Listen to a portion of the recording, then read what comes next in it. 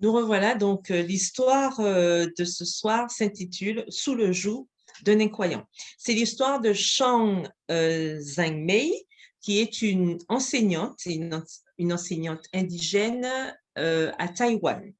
Et elle nous explique qu'en fait, elle ne voulait pas se marier avec son mari hein, au début parce qu'elle a été élevée en tant qu'adventiste et elle voulait aussi se marier avec un adventiste. Mais ses parents ont insisté pour qu'elle puisse épouser un homme d'une autre dénomination. Les deux parents se sont mis d'accord, ils voulaient qu'ils se marient et bien sûr, vous savez, dans ces régions, il faut obéir à papa et à maman à tout prix. Et donc, quand elle a été voir son mari qui s'appelle Ming Wang, elle lui a bien spécifié, OK, bon, okay, on va se marier, mais je ne vais pas changer de religion. Au départ, lui, il était d'accord, il n'avait pas de problème avec ça. Mais ensuite, les petits soucis ont commencé parce ils ont débuté bien sûr la préparation du mariage et Chang voulait que ça se passe dans une église adventiste. Bien sûr, son mari, non, non, non, je suis le mari, je ne veux pas que ça ait lieu dans une église adventiste, je veux que ce soit dans mon église. Elle a essayé de faire un compromis. Elle a dit, OK, on ne se marie pas dans une église, on va se marier en extérieur. Mais il faut que ce soit un pasteur adventiste qui fasse ce mariage. Un de ses cousins, elle nous dit, était pasteur à l'église de Mingwang et elle a dit de demander, son mari, pardon, enfin son fiancé lui a dit de demander à son cousin de célébrer le mariage. Chang a dit à son mari, non, non, à son fiancé, pardon, non, non, non, il faut que ce soit un pasteur adventiste. À tout prix, elle voulait que ce soit un pasteur adventiste. Mais bien sûr, son fiancé insistait, non, etc. Donc, son fiancé lui a finalement dit, ton beau-frère est un pasteur adventiste, alors demandons-lui de célébrer le mariage. Et c'est ce qu'elle disait, enfin, c'est ce qu'elle a répondu à son fiancé. Et bien sûr, ils n'arrêtaient pas de se disputer pour savoir qui allait célébrer leur mariage. Donc finalement, Chang a dit à son fiancé, si ce n'est pas un pasteur adventiste, je ne vais pas me marier avec toi. Et voyant la détermination de sa fiancée, Ming Wang a dit, OK, je vais consulter ma mère, je vais voir ce qu'elle en pense. Donc, sa mère était à l'époque adventiste du 7e jour, mais son mari n'était pas adventiste. Et après leur mariage, donc après s'être mariée, elle a changé d'église et elle a été à l'église de son mari. Et lorsque Ming Wang, donc le fiancé, a parlé à sa mère, il est revenu vers Chang, il lui a dit, OK, ma mère est d'accord pour que ce soit un pasteur adventiste. Mais bien sûr, elle nous dit que ce n'était pas la fin de nos ennuis. La mère donc sa future belle-mère, pardon, l'aimait beaucoup et elle nous explique qu'elle était convaincue que Chang allait pouvoir changer son fils parce qu'il buvait et il n'allait pas à l'église le dimanche. Et elle pensait bien sûr qu'avec ce mariage, Chang allait pouvoir influencer son mari et permettre influencer son mari. Quand je dis son mari, c'est le fils, bien sûr, et qu'il allait pouvoir changer de comportement. Et elle pensait aussi que Chang, du coup, allait, une fois qu'elle aurait épousé son fils, allait aussi changer d'église. Et Chang nous dit, bien sûr, l'idée de se marier avec quelqu'un qui ne partageait pas sa foi, ça l'a beaucoup embêtée, elle était très mal à l'aise. Et son mari savait comment elle se sentait, mais en même temps, tout le village savait qu'ils devaient se marier tous les deux et quitter son fiancé à ce moment-là, ce serait gênant pour lui, il allait perdre la face. Et du coup, en plus, il y avait le témoignage des gens qui disaient oui, oui, qui disaient à son fiancé, mais oui, épouse-la, c'est une fille bien, tu dois l'épouser.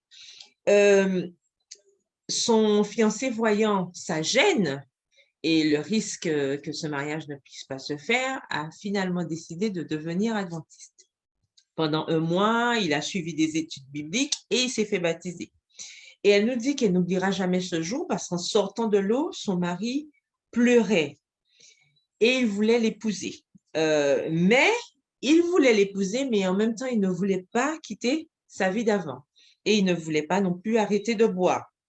Et elle nous raconte que 6 mois après que leurs parents aient décidé pour leur mariage, le mariage s'est fait en plein air avec un pasteur adventiste comme ce qui avait été convenu. Mais elle nous dit qu'elle a ressenti une pression après son mariage. Elle a senti qu'elle devait changer son mari, qu'elle devait l'amener à l'église tous les sabbats, elle devait lui apprendre à manger correctement, à partager Jésus avec les autres. Donc, ça faisait beaucoup. Et en plus, Ming-Mong, donc son mari, était un homme blessé. Vous imaginez, il avait perdu beaucoup d'estime de soi parce qu'il avait renoncé à beaucoup de choses pour pouvoir épouser Shang. Et bien sûr, le moment de procréer, la question de procréation est arrivée et Shang lui a dit non, non, il faudra que tu attendes parce que on n'aura pas de bébé tout de suite. Parce que pendant longtemps, tu as eu une nourriture malsaine, tu as bu de l'alcool, donc il faut qu'on attende. Ton corps est pollué, a-t-elle dit à son mari. Donc effectivement, ils ont attendu 7 mois. Et pendant cette période-là, Shang nous dit qu'elle a appris à son mari à mieux manger, donc il mangeait sainement, il menait une vie saine, c'était beaucoup mieux, et même leur voisin avait remarqué qu'il y avait un changement dans cet homme, qu'il était différent. Mais une fois que leur fille est née, son mari a décidé de boire à nouveau. Elle était triste, bouleversée, nous raconte-t-elle, mais en même temps, elle ne pouvait pas quitter son mari. Et 10 ans se sont écoulés et ils ont eu une deuxième fille. Mais la situation ne s'est pas améliorée. Ils avaient encore des conflits. Et un jour, Shang a décidé de partir. Elle a décidé de quitter son mari parce qu'elle ne voulait plus continuer ainsi. Et elle est partie avec ses 2 enfants chez des amis. Et elle avait proposé à son mari de divorcer, mais il n'avait pas réagi, il n'avait pas répondu, donc elle avait pris l'initiative. Et elle nous dit que pendant 3 jours, son mari l'a cherchée parce qu'elle voulait que son mari voie un peu la vie qu'il allait avoir sans sa famille. Mais pendant 3 jours, son mari l'a cherchée et l'a finalement retrouvée chez des amis. Et quand il a retrouvé sa femme, il a décidé, pour avoir sa famille à nouveau, de changer ses habitudes. Et elle nous dit qu'elle aime beaucoup son mari, mais elle ne comptait pas accepter de retourner avec lui s'il n'avait pas pris la décision de changer. Et quand elle l'a épousé au départ, elle nous dit qu'elle voulait, par la grâce de Dieu, avec la grâce de Dieu, le changer. Et elle avait même prié en disant, si tu veux sauver cet homme, tu dois m'aider à le changer.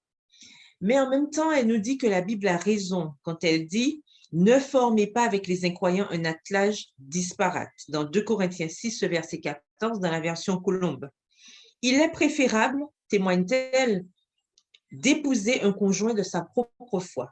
Salomon, l'homme le plus sage qui ait jamais vécu, a appris cette leçon à ses dépens. Si une femme adventiste est mariée à un non-adventiste, je vous recommande d'être un bon exemple pour votre mari dans votre foi et votre style de vie. Priez pour lui, cuisinez pour lui et montrez-lui votre foi à travers votre vie. Comme Jésus l'a dit dans Matthieu 10, verset 16, « Voici, je vous envoie comme des brebis au milieu des loups. Soyez donc prudents comme les serpents et simples comme les colombes. » Et elle nous dit, « Louons Dieu afin qu'il nous sauve malgré nous. » Et elle termine son témoignage, nous disant que son mari est devenu un mari et un père attentionné.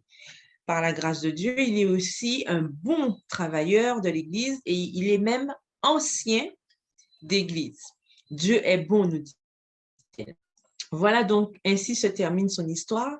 Et on nous rappelle qu'il y a 3 ans, une partie de l'offrande du 13e sabbat avait servi à aider à répandre l'Évangile parmi les indigènes de Taïwan. Et l'offrande du 13e sabbat de ce trimestre aidera à ouvrir 3 centres d'influence urbains destinés à la population indigène, toujours de Taïwan, et d'autres personnes. Merci de contribuer à la diffusion de l'Évangile à tous les groupes de population de la division de l'Asie et du Pacifique Nord grâce à votre généreuse offrande. Donc, j'espère que vous n'avez pas oublié votre offrande du 13e sabbat pour ce trimestre. Donc, on vous annonce déjà que le trimestre prochain, puisque nous terminons notre trimestre aujourd'hui, le trimestre prochain, nous nous dirigerons vers la division de l'Asie et du Pacifique Sud. Et dans cette division, il y a 4 projets qui ressortent. Une école primaire à Luang Natam, au Laos, un dortoir pour les étudiants à l'école internationale adventiste du Timor oriental à Dili, dans le Timor oriental, un centre de santé dans le nord du Pakistan et un centre d'apprentissage pour enfants à Long Tan, au Vietnam. Donc, je vous souhaite un excellent sabbat et je vous dis déjà à bientôt pour nos prochaines histoires. Que l'Éternel vous bénisse et continuons à prier pour les personnes de cette région, pour les missionnaires qui font un travail extraordinaire avec la grâce de Dieu. Et continuons à prier pour tous ceux qui ont fait le choix de suivre Dieu malgré les difficultés. Que l'Éternel vous bénisse. Bon sabbat à tous. À bientôt.